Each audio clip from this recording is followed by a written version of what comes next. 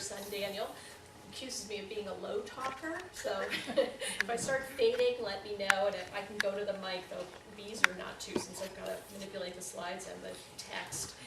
Tonight I'm going to be focusing on the development of cemetery culture and burial practice in Pittsburgh by looking at the city's oldest burial ground, which is a churchyard, a public burial ground in Squirrel Hill, which is the second oldest burial ground in the city, Allegheny Cemetery, which was our first garden cemetery and the one where I do most of my research, then briefly Homewood, of course, because it's in Squirrel Hill, which was a lawn park design cemetery. Allegheny and Homewood look quite a bit alike now, but initially they didn't look much alike at all. And then finally, the newest cemetery in the Pittsburgh area that was founded in 2011.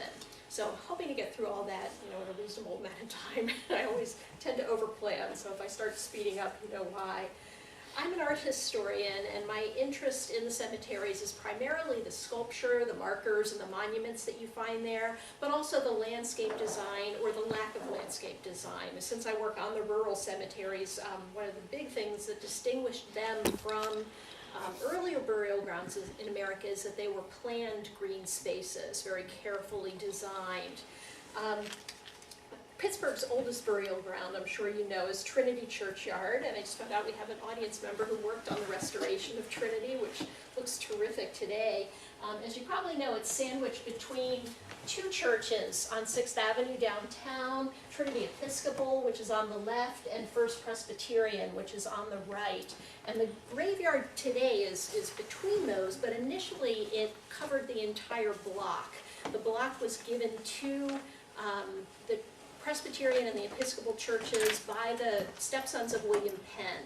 So it dates quite far back, but even before that, it was originally an Indian burial mound. It was kind of a favored site because I've read actually two descriptions why it was good for burial. One, that it sat on a ledge above the river, so there was no flooding, and another one was that it sat in a knoll, so there was no flooding. So kind of different descriptions.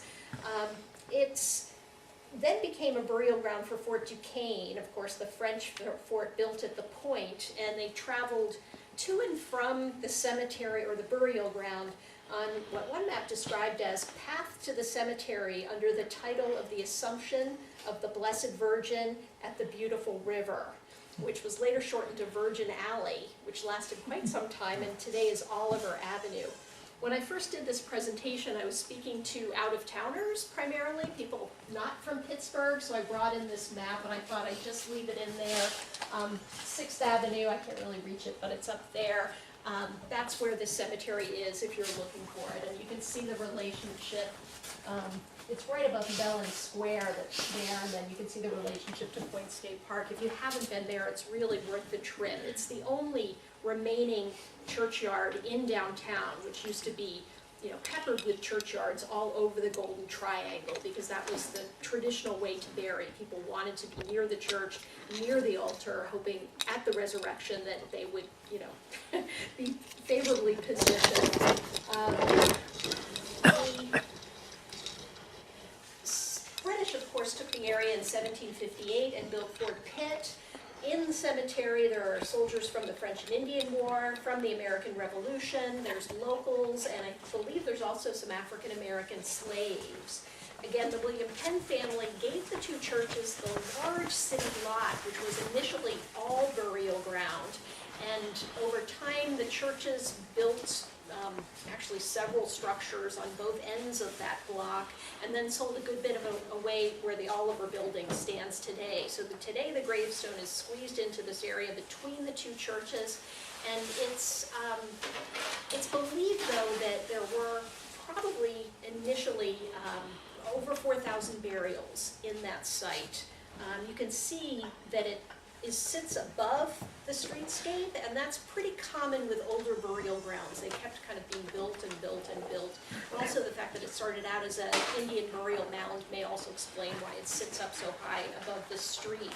But that's, if you've ever been to Copp's Hill in Boston, that's another one you'll find that sits quite far above the street.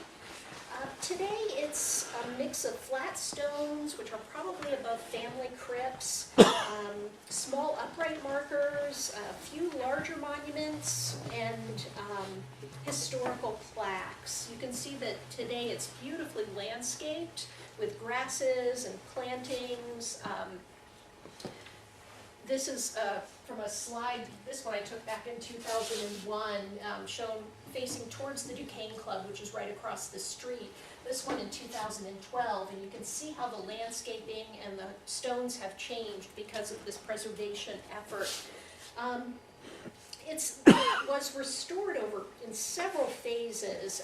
The plantings are not really historically accurate because graveyards of this type would not have had plantings originally. Of course, today it makes for a lovely green space, but more kind of historically accurate would be something like the old burial ground in Boston, where you see basically bare ground with some trees. Also, you'll see here that the stones are all lined up neatly. That was probably not originally the case in colonial and early Republican cemeteries. It's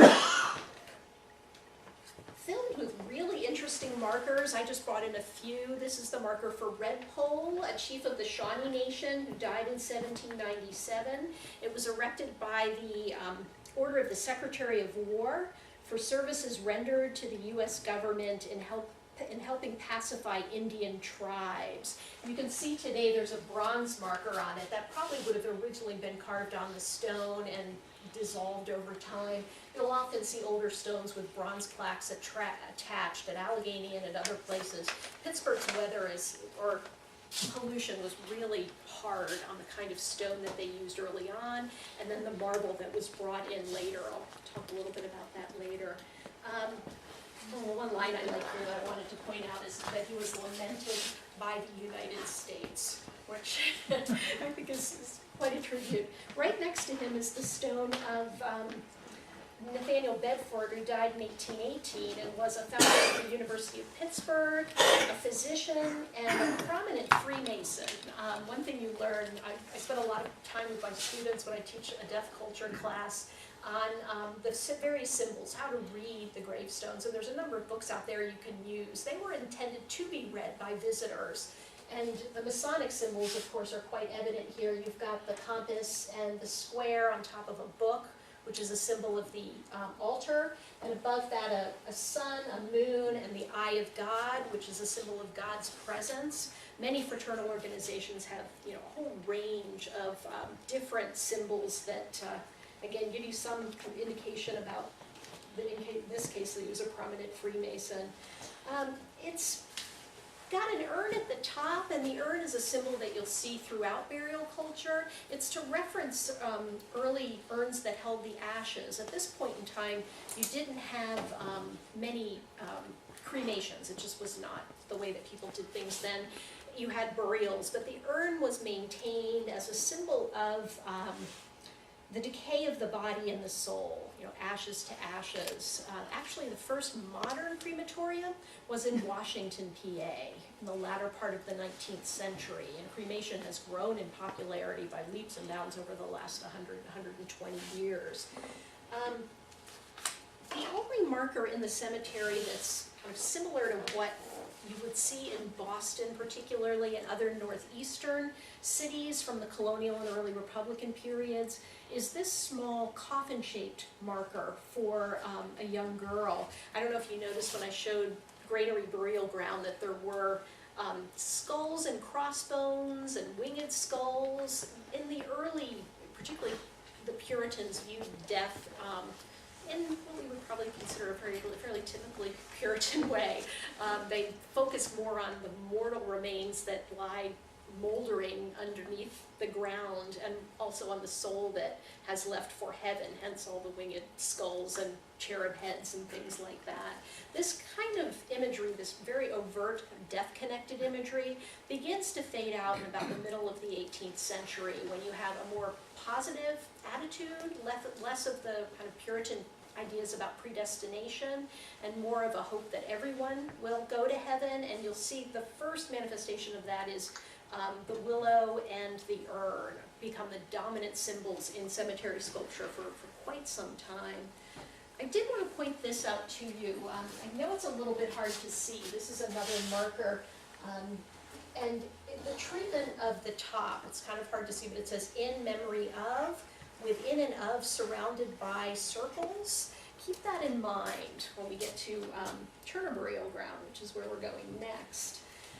Turner Burial Ground is the second oldest burial ground in the city and the oldest public burial ground. And as I'm sure you all know, it's in Squirrel Hill, which in 1785 was pioneer farming community. The church, as you can see in the background there, I'm sure you all know, is the Mary S. Brown Memorial Ames United Methodist Church, which was a much later addition.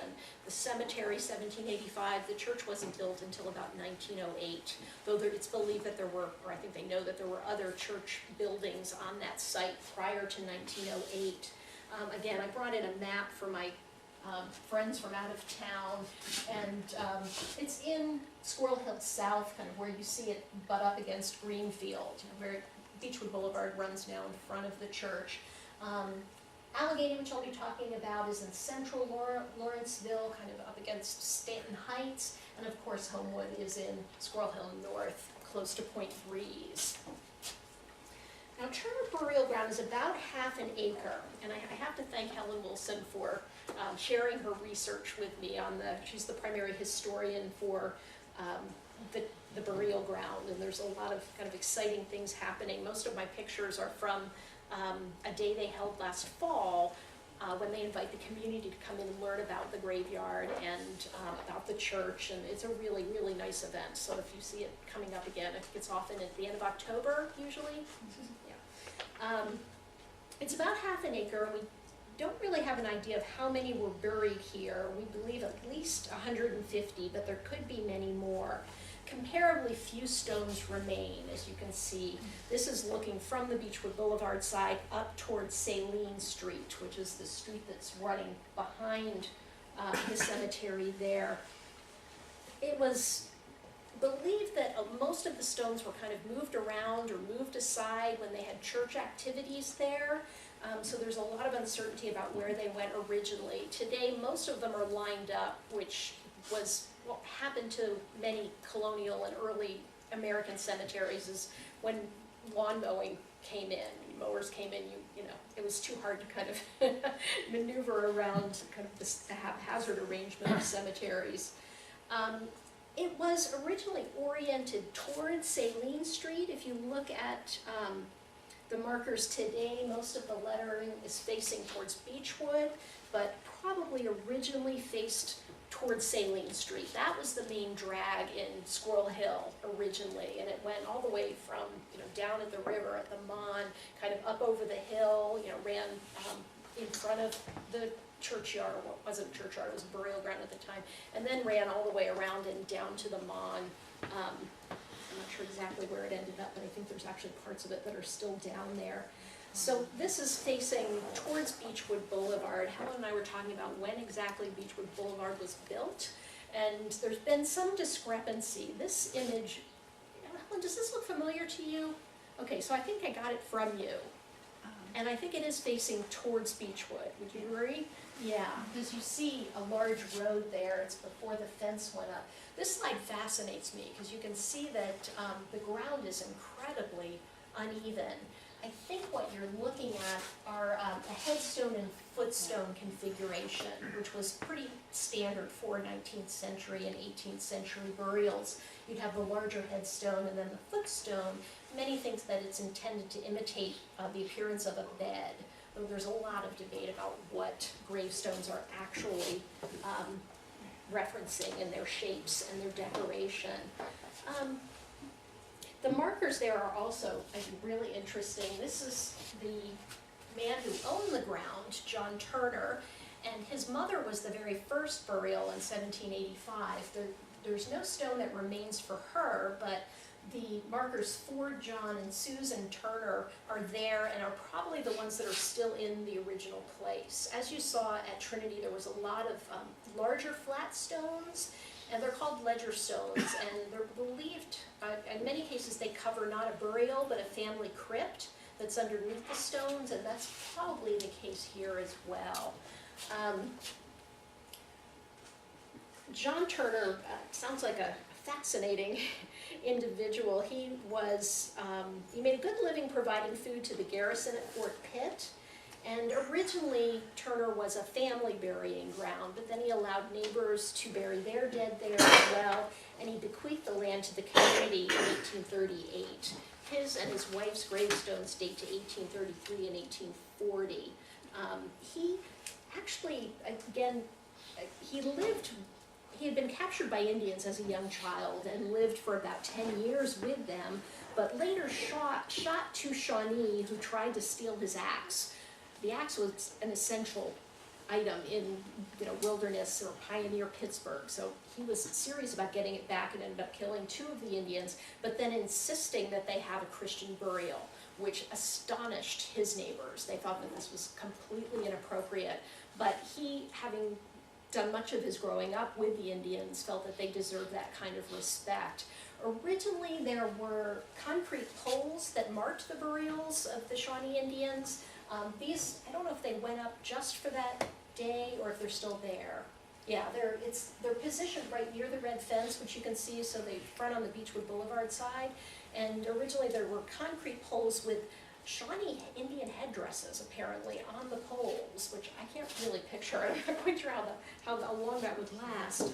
Helen discovered an article in the Pittsburgh Chronicle, Telegraph, which shows, dates to about 1903, and it shows the burial ground at that time when it was incredibly overgrown and already the stones were suffering. These are the two Turner ledger stones that I think may have been either pushed up, by ground moving around, and I cut off the title there, but it says, earlier and neglected headstones should be replaced, which I'm glad they didn't. I'm glad they didn't replace them. And the article is fascinating. It talks about the little plot in the Squirrel Hill district where sleep many of her old residents. The earliest dated marker in the cemetery is Nancy Redding, though it sometimes is spelled Reading. I think still probably pronounced Redding. She died at the young age of 15 after sitting on a large stone, and watching her friends play. Apparently she took sick that night and died. Many believe the stone was cursed, but they used it as a lintel in one of the church buildings, the Methodist church that was built there in, I think, the 1840s. And you can still see it today in the narthex of the Mary S. Brown Church. It's embedded in the wall and has the date of the earlier church. So even if they thought it was a cursed stone, it's still, they used it. Sorry for the poor quality. This is actually a screen catch that came from links that Helen sent me, but it shows the Redding marker there, which I think is really interesting. You can see that the shape is the same as it looks today, but today there's a stone almost directly behind it, of similar size and shape, which you don't see in this slide. Again, it's so tantalizing. I would love to see a high-resolution image of this. There's other markers that are clearly from the same hand as the Redding stone, or the same shop. The marker at Trinity was 1839. You always have to kind of do it a circa date because they aren't always set up immediately after a death. They're often, sometimes it takes years for the family to raise money, and you see that same treatment of in memory of here, and also in a number of cemeteries around the Pittsburgh area. So there hasn't been much work done on Pittsburgh carvers. It's one of the frustrations for me as an art historian that we often we don't know who made these things. Sometimes you'll find signatures, and I always take lots of pictures when I do. Hopefully someday someone will, begin to dig into those kinds of records. There's also another unusual stone at Trinity, or at Turner. It's a practice stone. You see the A, B, C, D, E upside down along the bottom of the stone. That's it from the other side. And practice stones were where stone carvers practiced the alphabet. Maybe they were trying out a new font. There's a whole range of different fonts that are used in carving. The only reason I know about this is because the stone is a little bit loose. Generally, of course, this would be covered by the ground. And so we are able to see a practice stone, which is, again, really a rare circumstance. Helen published an article that was in the last page section of the Sunday Post Gazette in April 2012, and in it she published 2 really interesting photographs of the burial ground. Obviously the Sunday school of the Mary S. Brown Church, and you can see some graveyards or gravestones in the background here. But the one that interested me even more was this one, maybe taken at the same time. This was Children's Day, and what struck me was how few stones there are at this point. Maybe this was a point where they moved some of the stones out to have an event. You can see some up in the back there. Again, I think since the grade is going up, we're looking up towards St. Main Street. If I may point out, we have had a theme in a lot of our talks of how Squirrel Hill is one of the younger communities in the area and really developed late. You can still see all the open space in the community at that late date. Hadn't filled in. Mm-hmm. Yeah. Twice as many of girls as boys. Yeah. So it's, again, obviously by this point when the church, probably during the building of the church, they had cleared the graveyard. The most exciting, though recent development at Turner is that a student in archaeology at Mercyhurst University selected Turner as the focus of her undergraduate thesis, and she's using GPS and some other machine with a long name that I can't pronounce to scan the ground and get a sense of where the actual burials are, since the stones have been moved. And again, this is not uncommon in many, I think most cemeteries of a certain age, or the stones have been moved all over the place. So I'm glad to have Helen here tonight. If you have more questions, there's also a really nice website that's been developed that has Helen's article on it, a lot of pictures of the cemetery, and images of the church as well. Do you have other? Nope. Okay. Now, Allegheny Cemetery, as I said, is the place where where I have done most of my research beginning in the mid-'80s when I was writing my master's thesis. We had a scholar come in from Boston University as a visiting professor for a term, and one of her specialties was funerary sculpture. So she taught a seminar on that, and most of my classmates did Michelangelo's tombs or Bernini's tombs. I am an Americanist because I like being able to see what I'm working on. So she said, oh, run up to Lawrenceville, there's one of those prototypical rural cemeteries. I had no idea what that meant at the time, but I went out there and I just fell in love with it. If you've not been there, it's really worth the trip. It's huge today, it's over 300 acres, but I do tours there frequently, and if there was ever any interest, I would be happy to do one for this group too.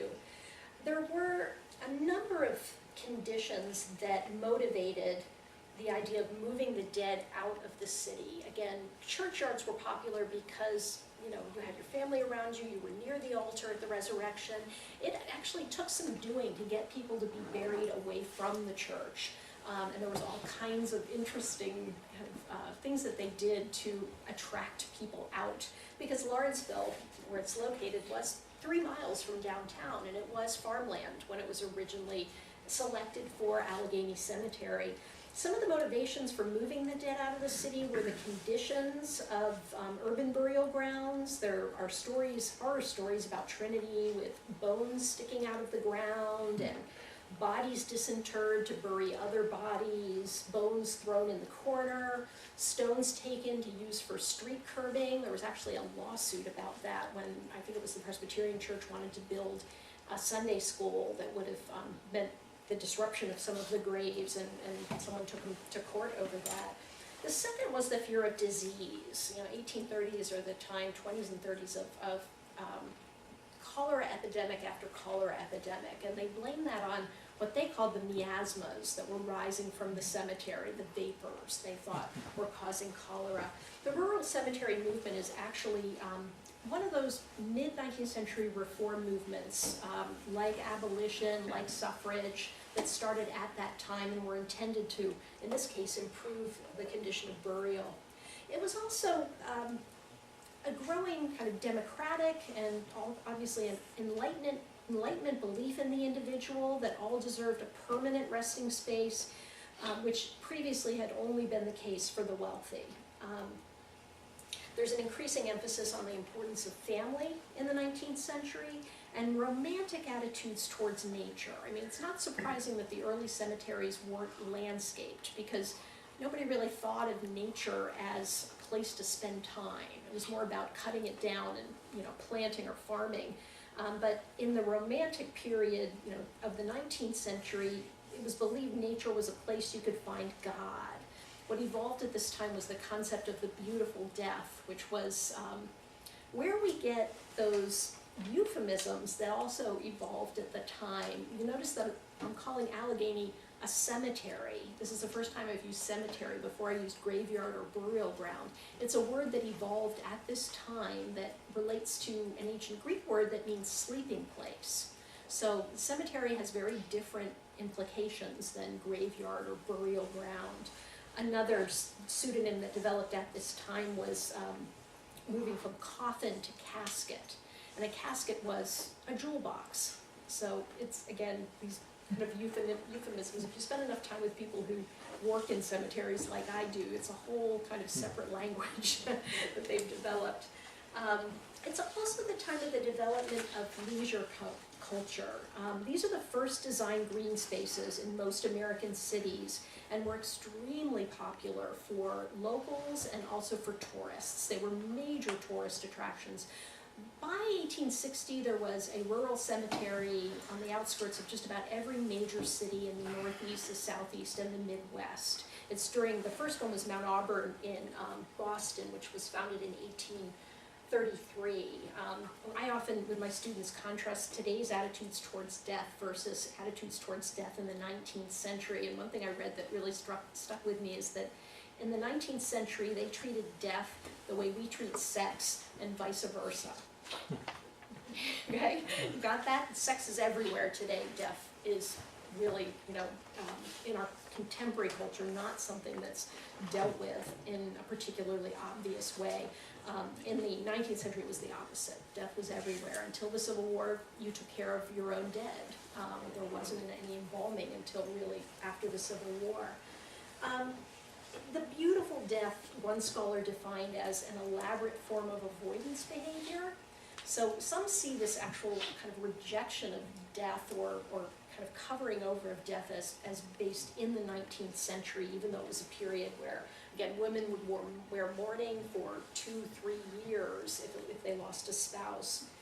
The dominant influences that marked the dramatic shift in the appearance of the cemetery was a new style of landscape design called the English country garden style. And it's best evident in estates in England like Stowe and Stirhead. Its features include winding pathways, roadways, very varied topography, hills and valleys, bodies of water, a range of plantings. Allegheny is the 6th incorporated rural cemetery in the United States. It actually, a physician named Jacob Spear visited Mount Auburn the year that it opened in 1833 and came back to Pittsburgh and said, we absolutely have to do this. It's just these downtown graveyards were just too full and too messy, and he, as a physician, was very concerned about the health effects. Unfortunately, the Great Fire of Pittsburgh hit in 1845. So the cemetery was incorporated in 1844. The Great Fire of Pittsburgh, which burned 1/3 of the city, destroyed the cemetery offices and all early records. So it really wasn't until kind of the latter part of 45 that you have your first lot sales and burials at Allegheny Cemetery. The ground plan, this is actually not a pretty ground plan, it's a watercolor that we date, I forgot to put the date, but we date it to about 1860 because the first above ground mausoleum is the only monument that's pictured. But this is very typical of what you'll see at any of the garden or rural cemeteries in cities all over our country. Again, you can see the winding roadways and pathways. This is a topographical map where you see it's darker. That actually is in the middle area, a cliff that's quite steep that separates kind of the lower area of the cemetery from the upper area of the cemetery. You might know that there's a number of bodies of water. At this point, there are actually 5 ponds and a waterfall at Allegheny Cemetery. Now there's only 2. They're right next to each other. So you also can see here on the left side, the main gate which is off of Butler Avenue in Lawrenceville, but there's a little bit of a neck that links it to Penn Avenue, where the other main gate is today. And it's really, kind of an astonishing place to spend time. You don't feel like you're in the city anymore. You enter the gates and you're surrounded by birds and animals and plantings. It maintains its kind of 19th century flavor. This is the Butler Street gate, and it has two gates, the central area there and the two little sides around that center gate were built in 1848, soon after the cemetery opened, but the kind of castle-like neo-Gothic structure on the left was built in 70, as was this weird little gatekeeper's house that's to the right, which has all been restored in the last 10 years and is in really good shape right now. Today that's the cemetery offices. Originally it was the cemetery chapel. The president of the cemetery's office is now in the chapel. It's a beautiful building inside. It began, and I should have mentioned that the lower image is their state letterhead for stationery, that obviously was after 1870. Originally, Allegheny was what was called a wooded plan rural cemetery, lots of trees. This is the largest monument in the cemetery, dedicated to Charles S. Avery, who was a prominent abolitionist in town and made his money through cotton and copper. And as you can see, in 1873, it's completely surrounded by trees, mostly fir trees. It's about 30 feet high. You can get a bit of a sense of scale because there's kind of a little creepy guy standing right there. So it gives you a sense of height. And notice the fencing behind it as well. It's fascinating iconographically, and I'm convinced that one of the reasons it's where it is and it's as big as it is because one of the ways they drew people out to the cemetery was the cemetery was promoted as a didactic space where you could teach your children about heroes. They actually moved an American Revolutionary War general out to Allegheny and did a huge ceremony around his reinterment. Avery was a well-known philanthropist. There, you might note two figures in niches on either side are charity and justice. In between, there are the overturned torches, which is an ancient classical symbol of death. And then there's a plaque on the front, again, hard to see. It's extremely damaged today, so it's when you go, if you go, it's in really bad shape. Most of the heads are missing from the plaque. But it originally showed Charles Avery handing a Bible to a group of African Americans. He started the A&E church that was torn down when they put Veterans Bridge and 279 over the north side. It was on the north side. He also sponsored African Americans to return to Africa. There was one girl who he actually put through, an African American girl who was on the Amistad, that he put through Oberlin College, which was one of the few that accepted African Americans at the time. It's one of the earliest sculptures in the United States of white people and black people interacting. So it's extremely important historically for someone like me who works on the mid-19th century. It was put up in 1859. Actually, he wanted a modest stone, which is in keeping with his nature, but his three executors took $10,000 from the estate and commissioned this huge monument. Again, I think because they were all incorporators of the cemetery to get people out there, but others have read it as having strong Republican iconography, because of course the Republican Party was founded here at that time and was strongly abolitionist party. The other image comes from around 1910, and you can see that they've cleared out the trees for the most part. This is Allegheny trying to compete with Homewood, which was a lawn park cemetery, very different in design. Both come from books about the cemetery that are online now and really interesting to look at. One thing I love about the early rural cemeteries is their eclecticism. You have the range of styles and sculpture.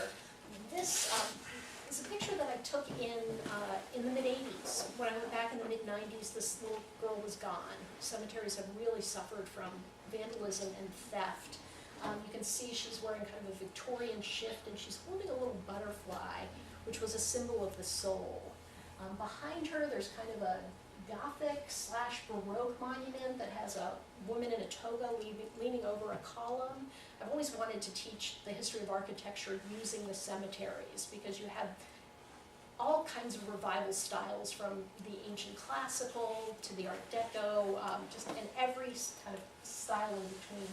This is one of the few monuments that we know the name of the carver, and actually it's just to the left of the girl with the butterfly. Isaac Broom did a number of significant monuments locally, and again, just pointing that out because it is really a frustration for scholars that to find any names connected with these images. Allegheny is a little bit distinct in that it has about 20 rounded lots that sit up on the hill. Again, like cemeteries are so reflective of kind of urban culture. The wealthy tend to live up on the hill, or have the rounded, lots up on the top of the hill, and the poorer people are down kind of in the valley, and they're single lots and tiny headstones. The circular lot, again, is unusual. Most of them were bought by cemetery corporators, again, in advance of any family burials there. They would often set up a central monument, like you see here at the Bradley lot, with the angel and the column, ante-mortem, and then they buried the family members. Most of the lots have them facing in, the stones facing in, the idea being at the resurrection, you would get up and see your loved one across the way. The Bradley and one other, though, have all of them facing out, which makes me wonder if the Bradleys got along very well. Inside the lot, again, the person who bought the lot owned that land. He was a landowner and could do with it what he wished. Could pick any kind of monument, could plant any kind of planting. It was his land. Almost all the family lots were originally either fenced in. You can see this is a combination of stone fencing with a wrought iron gate. Wrought iron is quite typical at this time. A lot of it was, almost all of it's gone now. Some cemeteries still maintain it. Allegheny does not. Some have it here and there. A lot of it was taken down during the Civil War and melted for weapons. So it's great to have old pictures like that. I'll show you, I'm doing time-wise. Oops, I gotta wrap up. My two favorite angels, again, angels was the subject of my master's thesis. I looked at the way angels kind of functioned in popular culture at the time, in hymns, in consolation literature, and other kinds of manifestations of popular culture, and I found the angels doing essentially the same thing in the cemeteries. This is the Hogg family lot. The brother on the left, I think his name was George, died in the crash of, or the sinking of the, name of it, Arctic, which is kind of the mid-19th century version of the Titanic.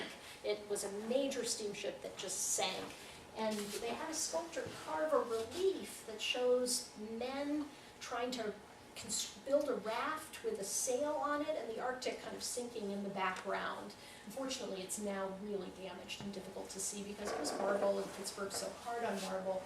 The thing that interested me, though, was the angel. This is for another Hogg brother, and you can see that it's bronze, which kind of, you don't have as much bronze as you have marble and granite in cemeteries. It's much more expensive, but it was a medium that lasted. You can see this is a bronze with a very high copper content that's leached green down on the marble base.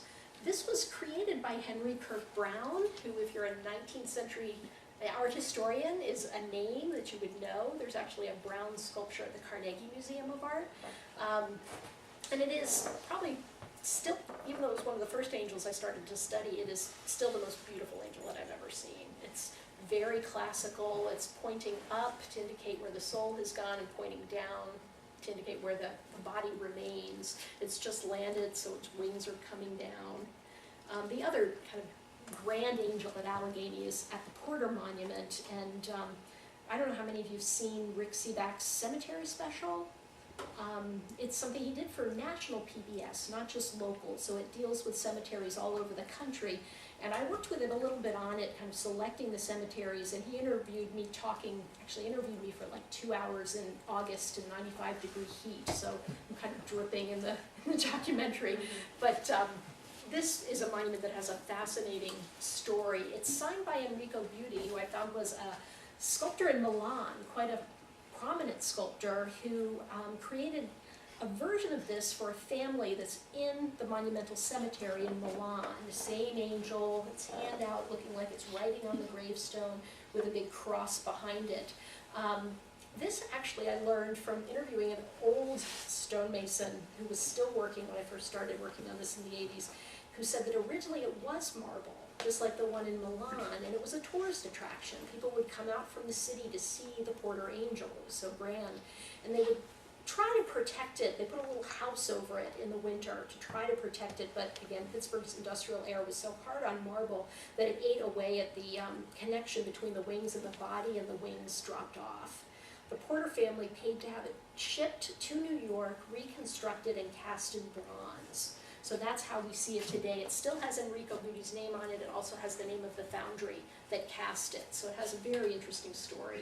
This is my little bit of fame on the PBS documentary, which I would recommend if you haven't seen it. Another monument at Allegheny Cemetery. This is typical of what you see in Homewood. With the lawn park style, you had the cemetery more dictating what lot owners could do, and they recommended a large central monument for the family, and then identical individual markers, small markers in front. When I first started working on this in the 80s, that inscription straight down the middle was not there. It appeared sometime before the mid-90s when I went back, and I don't know what it has to do with the Frew family. I've heard a term or a phrase used in both golfing and bowling. So any ideas I would welcome. Allegheny also has stunning small memorials as well. The floral design on the Lewis marker, and this very detailed water well on another small marker. I've still been there so many times. I still find new things every time I go because it's such a huge cemetery. It also has a GAR section that has 5 Confederate graves. Does anyone know what distinguishes Confederate from Union graves? Yeah? Confederate graves have points on them. Right, thank you. That's my husband. He very patiently drives me into the cemetery and then sits and reads while I run around. Yes, Confederate stones are pointed, supposedly. The reason is so no Yankee rear end would ever sit on a Confederate stone.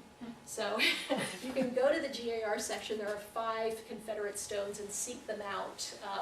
You know, they have the gabled top instead of a rounded top. Later in the 19th century, they added the Penn Avenue entrance, which is primarily the newer part, but lots of huge mausolea. They're beautiful mausolea there. That's the case at Homewood as well, which of course is a place that was developed in the latter part of the 19th century in 1878. We're looking here, actually, I hadn't done much with Homewood before, so I quickly last night downloaded some images from their website, which is where these come from. I did want to point out the pyramid structure, mausoleum that's kind of a landmark in Homewood. That was built for Mary S. Brown's youngest son. So it has a link to the Turner graveyard. Again, we can see that very typical configuration, large family monument with smaller stones surrounding it. The big difference between the lawn park style and the rural cemeteries is that the lawn park tried to correct for what they viewed as the mistakes made in the rural cemeteries. So they had greater control of absolutely everything. I'll read you some of the rules in a second. The land for the cemetery was from Judge William Wilkins' land in Squirrel Hill. He sold about 178 acres, and his mausoleum, or it's actually called a vault in this picture, which comes from the 1905 rules and regulations of the cemetery, which is also online and fascinating to look at. If I couldn't download any of the images, it was really fighting me, so I kind of gave up. But the rules and regulations are on the website, and you can click. There's 24 pictures that show what the cemetery looked like originally, which was large rolling lawns, many fewer roads, no pathways. Wilkins' family was originally buried at Allegheny. This is usually in the larger cemeteries, you'll find 1 or 2 of these tree markers, which everybody always thinks are kind of weird looking. The message is obviously the limbs of the family tree are cut off, and they have the names of the members of the Wilkins family. Most were disinterred and brought over to Homewood, and Homewood opened. I cemetery website that did not have a date. I'm thinking because it's a hand-drawn map, it must be from 1877, 1878. South Dallas is here. And you have these kind of oddly shaped sections. In the lawn park cemeteries, there are far fewer roads and no kind of pathways or places for people to walk. This is Homewood today, and just to orient yourself, South Dallas is down here, and you can see that teardrop-shaped lot and the kind of irregularly shaped parts around it. These are the first sections of the cemetery, so where you're going to find the oldest graves. Like I said, the cemetery took greater control. They looked at the rural cemeteries and thought that they just completely gotten out of control. There was no cohesion. There was too many different styles or too many different plantings. So the cemetery controlled where, what kind of monument you put up. Again, it limited planting. You could still do it, but it had to be approved. I have a good friend who's a historian at Woodlawn, which is the lawn park cemetery in the Bronx in New York, and she actually was Homewood was started as a lawn park cemetery. Many other cemeteries that were built in the 60s were transferred into lawn park cemeteries like Woodlawn. Again, it's for a range of practical reasons. One, to make the cemetery look much neater and more cohesive, which Homewood definitely does. And also, it made it easier to care for. Now that you have lawnmowers, you want, again, to be able to move around forms. So unlike at Allegheny, where the owner controlled the lot and what was put there, at Homewood, everything had to be approved. I won't read these rules because they're kind of long, but again, if you're interested, that 1905 rules and regulations for the Homewood Cemetery, the rules and regulations that they set up back in 1905, probably in 1878, are pretty much the same as they are today. There's a great deal of control. Now, of course, Homewood has grown up, over the last 135 years, and so it looks quite similar to Allegheny Cemetery in terms of being more wooded than you would expect for a lawn park cemetery. Did anybody hear the segment on NPR this morning on WESA? I thought, this is like synchronicity or something. They are actually thinning the trees at Homewood, taking down a number of trees that have grown up over time to try to return it to its original appearance. I don't think they'll be quite that drastic. Again, if you look at the 1905 book, you'll see that there are few trees. But the segment was about that act of kind of bringing it back to its original appearance, but also they're donating the wood to local artists and artisans. And they're actually going to have a day where some of these works are presented. Okay, it's not that it doesn't have great sculpture. I prefer Allegheny because that's where I work, but they're fantastic sculpture at Homewood as well. Many bronze figures because that was, again, a way to demonstrate wealth, like the figure here at the Schoenmaker Monument, which is a figure of death. It's not an angel. Death was conceived as a winged female holding poppies frequently, and poppies are, associated with sleep because of opium, and so they're associated with death. That scene in The Wizard of Oz where Dorothy falls asleep in the poppies is, appropriate symbolically.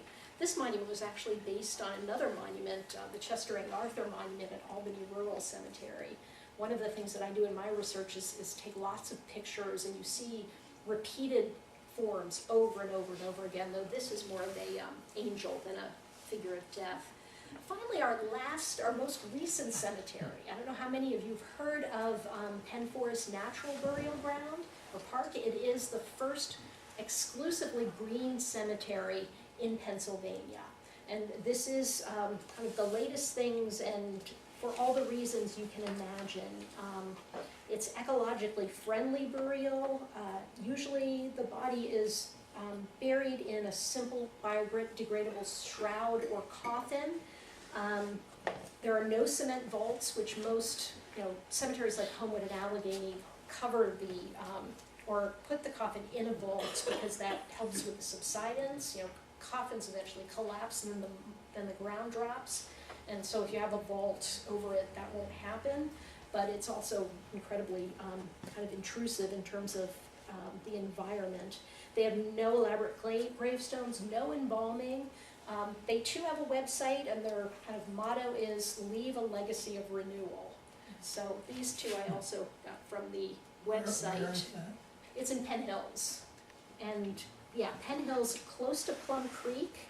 And about a third of the land that they own has been set aside as a nature preserve, a habitat for native wildlife and plants. And as you can see, it looks very much like a nature preserve. There's not much hardscape. You've got pathways through the woods and the fields, but not roads, not even gravel pathways, just natural pathways.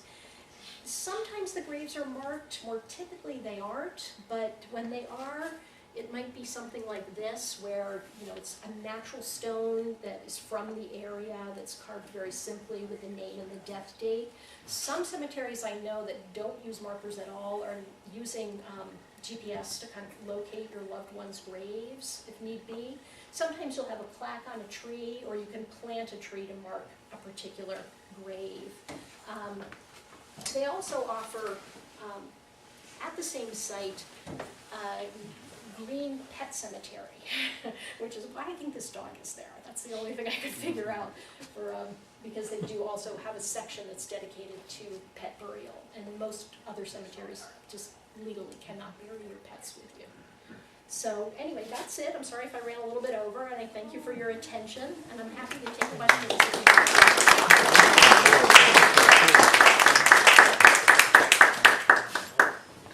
Yes. That's a silly question, but is the cemetery downtown between the Presbyterian church, is it open to the public? Can you walk in? I wondered, because a lot of churches, Yeah, no, it's got that Locked up fence, and it actually has a cemeteries. large historical plaque kind of on the sidewalk level where you can read the Okay. history.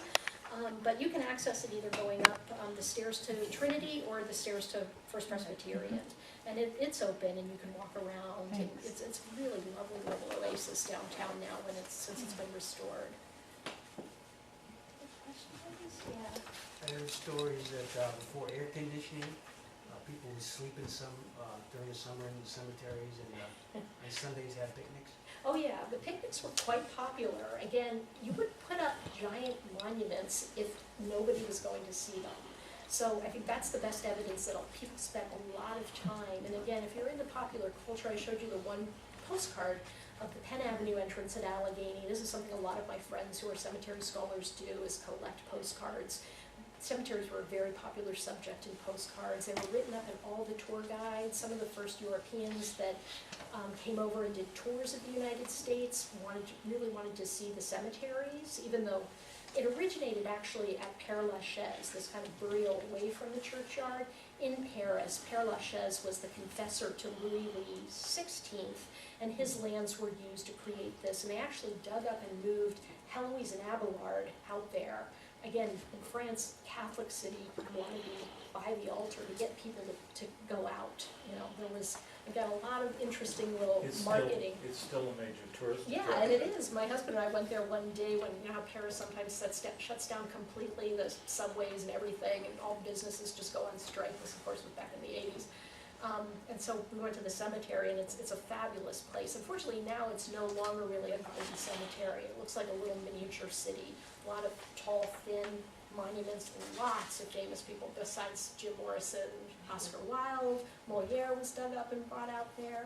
Actually, a lot of the burials, or we think a lot of the burials at Trinity were disinterred and taken out to Allegheny. If you look at their records of internments, there's some years where you just have hundreds, unlike other years. And the same thing with Turner. It's thought that there were probably many disinterments when Homewood opened that were moved over to Homewood. So it's not that uncommon. Yes? I wondered if the topography in Allegheny Cemetery, if that's all natural, or if that was man-made. No, I say that these were the first kind of designed green spaces. They were very much designed. I mean, this is when the cemeteries, landscape architecture as a profession didn't really exist. When Mount Auburn opened in 1883, you had people, actually Mount Auburn was a kind of a joining of the Boston Horticultural Society and the people who were concerned about reforming burial. And it was originally an arboretum. I think it still is today an arboretum. The Horticultural Society is no longer involved with it. But no, it's very carefully planned to create heights where you have views in the distance. From the top of Allegheny Cemetery, you could originally see the Allegheny River. You can still see kind of across the banks. So almost every rural cemetery has a body of water or a river nearby. And there's lots of, like hymns like going over the river. It's kind of a metaphor for death as well. Also, the public parks movement, which started in the 50s, late 50s with Central Park and Frederick Law Olmsted's design, he based that design on Greenwood Cemetery in Brooklyn, which is actually founded in 1838, and he promised the city fathers that he would do the same kind of design but without the graves. So I think it led to kind of a tapering off the public parks movement of people spending time in cemeteries for their design as much as the monuments. Shenley Park is an English country garden style landscape with a lot of the same features as Allegheny. Any other questions? Yeah. I might mention, a movie I just think is priceless is The Loved Ones, Oh, yeah. Jonathan Winters. Uh-huh, And to me, it did give us a chance to kind of laugh at ourselves. right. Do you have thoughts about it? Yeah, I read the book when I was in high school. I always had kind of a morbid streak. I don't know why, but loved spending time in cemeteries. Never thought of it as a research area. And in fact, when I wrote my master's paper, some of my faculty gave me flack because it wasn't art with a capital A. There was next to nothing on the rural cemeteries in the mid-'80s. There was one picture book, and that was about it. By the 90s, it had become, well, art history had opened up. Most art historians consider themselves historians of visual culture, more so than just focusing on what they call the fine arts. And I'm a part of two groups of cemetery scholars that get together twice a year and present at national and regional conferences. And it's a fascinating field to work in. I'm one of the few art historians that's in our group. We have English professors, geographers, sociologists, people who are interested anyway. I used to study in the cemetery when I was in college, and I love Stephen King, and just have this strong morbid streak.